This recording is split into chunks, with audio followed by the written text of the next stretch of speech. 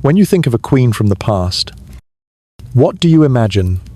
A glittering crown, luxurious velvet gowns, candelier banquet, a few handsome knights by her side. Sounds glamorous. Right, but sorry. I'm about to ruin that sparkling image in just 3 seconds, because beneath all those layers of lace, flowers, and massive hoop skirts, queens still had to face what every woman on earth goes through their period. And trust me, it was anything but poetic. Just picture it being squeezed into dozens of pounds of fabric. A corset laced so tight it makes you dizzy. Skirts so wide you can't even sit properly. And in that state, you have to endure cramps, menstrual blood, and absolutely no modern pads. Suddenly, that fairy tale gown looks less like magic and more like a medieval torture device.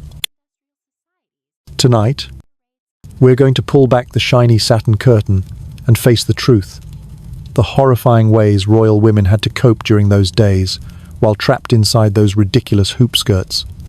Fair warning, it's messy. It's unbelievable. And it will make you thank the universe for tampons and painkillers today. Chapter 1: Rags. The royal version of sanitary pads. Do you know what the sanitary pads of medieval royal women were? Not the super absorbent kind you see on television ads. In reality, just a few rags. That's right. Old pieces of cloth, folded up and stuffed under layers of gigantic gowns, were the only lifeline queens had during those days. It might sound good enough, but remember back then there were no washing machines. No fabric softener with floral scent. After use, they had to be washed by hand, hung out to dry, and then reused. Yes, a sustainably, eco-friendly cycle, but absolutely haunting for whoever had to do the laundry. And guess who endured that task? Not the princess, but the maids of the court, the ones who scrubbed the palace floors, also had to scrub the queen's crimson leftovers. Historians still debate whether royal women were given better treatment in this matter. Some say they had access to finer cloth, like linen or even velvet.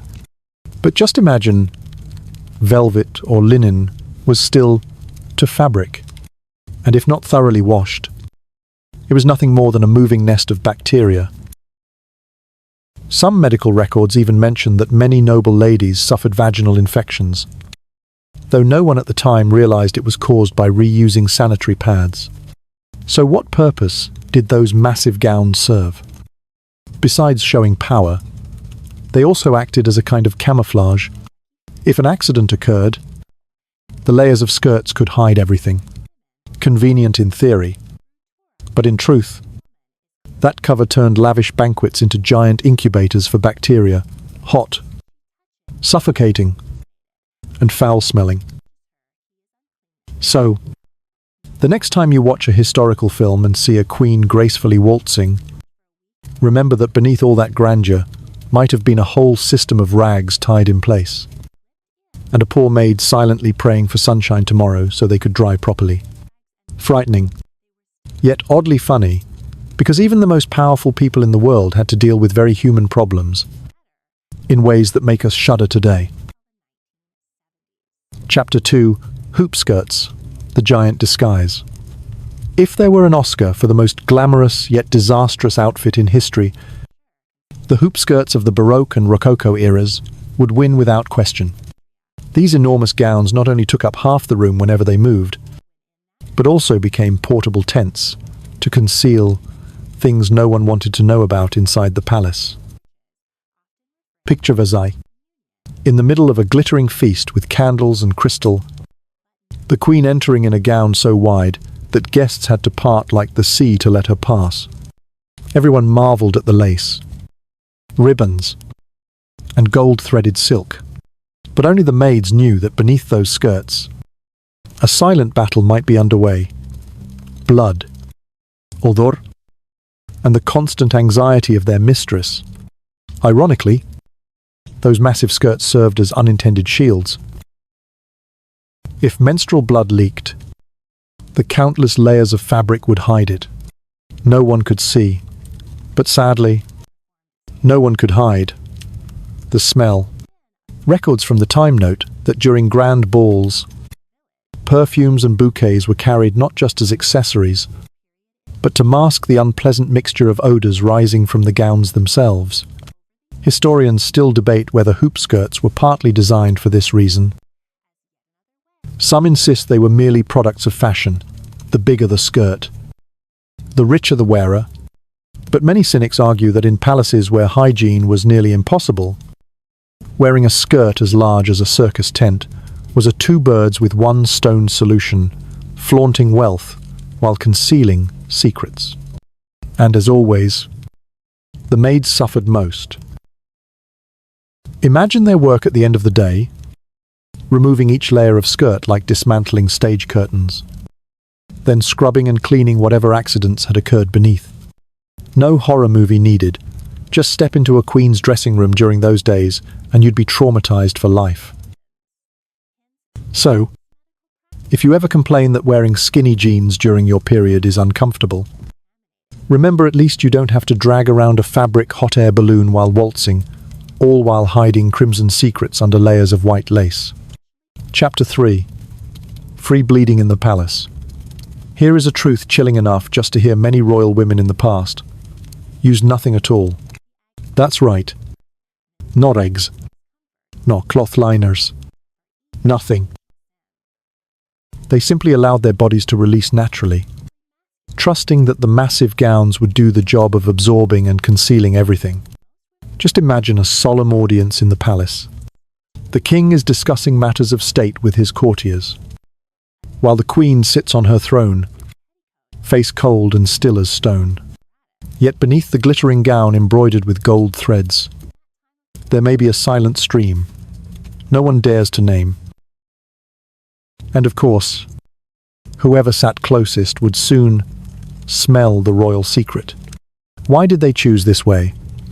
Historians suggest two reasons. First, convenience. In a world without sanitary pads, tampons, or menstrual cups, free bleeding beneath a skirt, several meters wide, suddenly seemed like a quick fix. Second, mistaken medical beliefs. In the Middle Ages, many physicians believed menstruation was the body's way of detoxifying, and that blocking the flow with cloth or herbs would cause harm. So, letting it flow out was considered the most natural choice. It might sound liberating, but in reality, it was a nightmare. Those gowns were not only heavy, thick, and hot, but they also trapped everything that should have been discarded. The result: odors, stains, and terrifying risks of infection. One need not be an archaeologist to guess just how suffocating the air must have been in those palaces. And did you know? Some accounts mention that long hours of dancing often ended with wooden floors covered in mysterious stains beneath the ladies in their hoop skirts. Of course, no one dared speak up. Who would tell a queen, "Excuse me, Your Majesty, you just left a red mark on the floor"?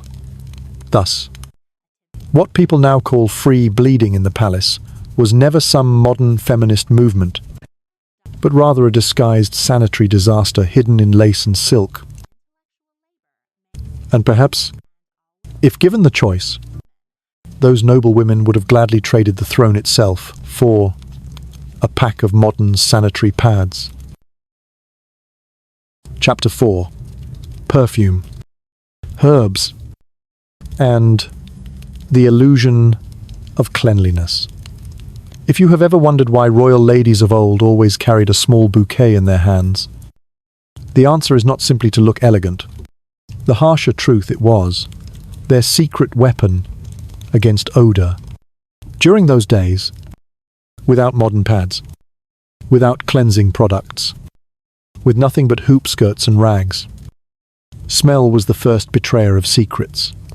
And so, perfume, herbs, and bouquets became the queen's amulet. It was said that in Tudor courts, or at Versailles, stepping into the palace meant being assaulted by a mixture of scents, sharp perfume mingled with the smell of bodies rarely washed. And of course, the scent of menstruation. Ladies often tucked small sachets of linen filled with herbs inside their bodices or pinned them into their skirts. These could contain lavender, rosemary, thyme, or even ambergris, a fragrant substance from the intestines of whales. It sounds luxurious, but the effect was much like spraying perfume over garbage. Imagine it the elegant aroma of Chanel No. 5, combined with the sharp tang of iron. A rich experience no one dared to name aloud. Historians still argue whether royal women's obsession with perfume stemmed from the need to hide their red secret. Some insist it was merely a fashion of excess. Yet there is evidence that during the height of hoop skirt fashion, palaces consumed staggering amounts of fragrance, enough to make the royal treasury groan. And the true reason, everyone silently understood. The frightening thing is that many of the homemade sprays of the time not only failed to mask odors but also caused irritation. Herbs kept in skirts too long could lead to infections, while high concentrations of fragrance made many noble ladies faint right in the middle of a banquet. Not to mention the secret ointments recommended by physicians to cleanse, in reality, bizarre mixtures of animal fat, ash, and perfume. What seemed luxurious was really no different than rubbing lemon-scented dish soap on the body. So next time you watch a period drama where a queen sweeps into a room with her gown flowing and a fresh bouquet in hand, remember that was not just a fashion accessory. It was very likely a portable air filter, saving both the queen and everyone around her during those unpleasant days. Chapter 5. Royal Medicine and the Strange Remedies to Stop the Blood. While today we have an entire industry devoted to women's health care, queens of the past had to put their trust in royal physicians, men who were sometimes little more than sorcerers in robes. And to deal with menstruation, they devised remedies, so bizarre they make us grimace just reading about them. Some medieval medical records note that to reduce menstrual flow, women were advised to drink powdered metals such as lead, mercury, or even powdered gold. It sounds glamorous, the queen drinking gold, but no one knew that heavy metals could cause severe poisoning. So if a queen suddenly appeared weak and pale, it wasn't necessarily delicate nobility, but very likely the result of drinking metals to stop her period. Beyond metals, there were other strange prescriptions: herbal brews to drink, animal fat rubbed on the body, or even ash mixed with honey to keep the inside clean. Some believed that placing a small pouch of cold gemstones near the abdomen would close the womb. It all sounds more like a feng shui manual than medicine. Historians still debate whether royals truly believed in the effectiveness of these remedies, or if it was simply a way for physicians to flatter them and earn more gold. But one thing is, certain women of that time were test subjects for half-baked medical experiments, which often caused more harm than good. The irony is that the higher the status, the more likely queens were to fall victim to these luxurious remedies, while common women might simply use rags and endure naturally. Queens were given special care with formulas so bizarre that today we would run from them in horror. It shows us that being a royal woman was not necessarily privilege. Behind the glittering throne and massive gowns lay a silent battle, full of perfumes, rags, and dangerous remedies, all just to get through a few days each month. And so, after peeling back the layers of opulent gowns and the seemingly glamorous pages of royal history, we discover a truth far from dazzling royal women. Too had to face those days, only with methods that were bizarre and frightening, from reused rags, giant gowns turned into disguises, to the desperate free bleeding, or bouquets and sachets acting as portable air filters. all reveal how dazzling beauty on the throne always masked harsh realities beneath. And at the peak of this tragedy were the royal remedies, drinking metals, smearing ash, placing gemstones, luxurious solutions that today we can only call nightmares. So next time you look at a classical portrait of a queen in a magnificent gown, try smiling, and remembering behind that glow may have been a woman silently praying for the ceremony to end quickly, so she could change her rags and spray more perfume. It is chilling, but also strangely comforting. At least today we no longer live under such horrors. If there is one legacy modern women should be most grateful for, it is the invention of sanitary pads and painkillers. In truth, that is the greatest revolution ever made for women. So, let us thank medical progress. Thank the 20th century. And if you are watching this video during those days, may you feel calmer and more at ease than any queen in history.